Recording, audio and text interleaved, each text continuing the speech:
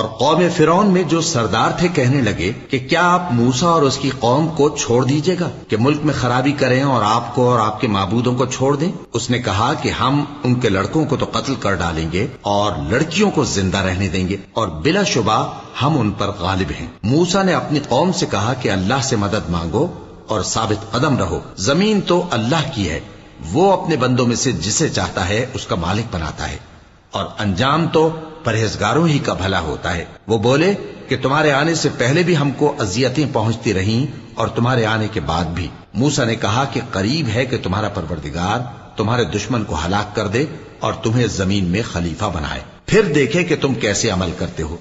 اور ہم نے فرعونیوں کو خشک سالیوں اور میووں کے نقصان میں پکڑا تاکہ وہ نصیحت حاصل کریں، سو جب ان کو آسائش حاصل ہوتی تو کہتے کہ ہم اس کے مستحق ہیں، اور اگر سختی پہنچتی تو اسے موسیٰ اور ان کے رفیقوں کی بدشگونی بتاتے۔